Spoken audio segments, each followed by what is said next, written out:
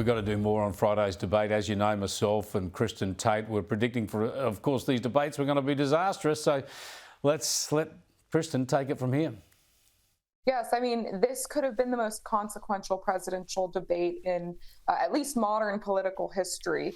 It's done for Joe Biden. I mean, it could not have been more of a disaster. During and after that debate, Chris, I received so many exasperated and panicked messages from liberals, some of whom I haven't even heard from a decade, stating that they were in complete shock over Biden's physical and mental state. And every single one of these Democrats told me that they think he needs to step down and be replaced with another candidate. And it's not just voters saying this, Chris. It is the elite of the elite in the Democratic Party. The New York Times itself, the editorial board said that he needs to step down at this point. And it's not just them. The New Yorker, The Economist, many other publications have done the same. So the president was at Camp David this weekend. Apparently he met with his family to discuss what he will do moving forward. But I've read that his family, especially Hunter Biden, who has been a key player in his advisory, has said that he should stick it out. So I don't know what's going to happen if he refuses to leave and all the powers that be want him gone. Look, it's extraordinary stuff. And I think, as you say, that editorial board of the New York Times calling for him to stand down as the president, to not seek a second term, is very telling. The New York Times is the Bible of the liberal left in the United States, of course. But I want to talk about a dynamic here that won't be surprising to our viewers, Kristen, but I think it's very important to the dynamic in the United States. And that is, while we've been highlighting for years all the classic examples of where Joe Biden is losing his way and stumbling and bumbling and showing that he's not up to the job, the media, the mainstream media in the US, hasn't really focused on that a lot. So people might have been surprised when they switched on the debate and watched it. They saw stuff like this for perhaps the first time. Making sure that we continue to strengthen our healthcare system, making sure that we're able to make every single solitary person eligible for what I've been able to do with the COVID, with dealing with everything we have to do with, look, if we finally beat Medicare. Thank you, President Biden.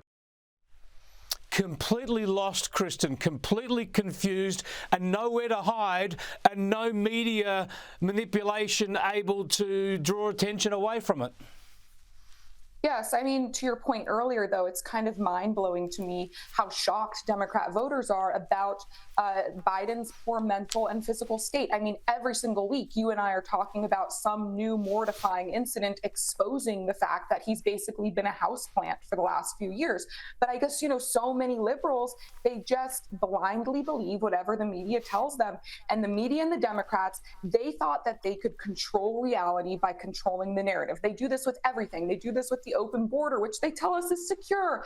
They do it with our cities, where they tell us crime is actually totally under control. And they were doing it with Joe Biden, telling us he's totally with it. He's the smartest guy in the room. Green John Peer gets up there at the podium and tells us, oh, he's never been sharper. But every once in a while, Chris, reality pokes through and exposes the truth. And in this case, it has completely shattered their faux narrative about Joe Biden. So now the entire establishment on the Democrat side is panicked and they don't know what to do. Absolutely. Now, I think one of the aspects of the debate that hasn't got enough attention is that Donald Trump was a little bit more disciplined than we're used to seeing him. I mean, it was a weird debate in many ways. There's lots of Trumpisms in there, but he didn't go over the top. And that allowed him to have that contrast, the focus to fall onto Joe Biden. And I want to just play this clip because this just showed the gentlest little niggle where Donald Trump was pointing out to the whole audience, the whole of the US and indeed the free world, what was going on here. And I'm going to continue to move until we get the total ban on the total initiative relative to what we're going to do with more Border Patrol and more asylum officers. President Trump? I really don't know what he said at the end of that sentence. I don't think he knows what he said either. Yeah, it was pretty gentle. It was pretty telling. And it was a good performance from Trump, wasn't it, Kristen? Yes, very restrained. He did have some great moments in there, but overall, kind of a boring debate performance. But that was what was so key about it. If this election is a referendum on Trump, Trump loses. If it's a referendum on Joe Biden, Biden loses. And because we're all talking about Joe Biden, it's kind of becoming a referendum on him. Nobody's really talking about Trump. He was very restrained, and he kind of let Joe Biden expose himself for how weak he is, both physically and mentally. Well, let's go back to the ramifications from all this. And first up, I want to show what Joe Biden had to say about the debate the following day. This is pretty telling too. I don't walk as easy as I used to. I don't speak as smoothly as I used to. I don't debate as well as I used to. But I know what I do know. I know how to tell the truth. Yeah, there you go. The president basically having to admit his own problems. He says he knows what he does know, which is probably not difficult because it's not looking like very much these days. And then we had I suppose, the humiliation really of seeing Jill Biden, his wife, having to speak for him. Have a look. Joe, you did such a great job. You answered every question. You knew all the Yeah, it's a bad look, isn't it, Kristen? And she's revving up the crowd, and he's just sort of standing there frozen with his mouth agape. Is she the person? Is Jill Biden the one you think who was most strongly advising him to try and stay in the race?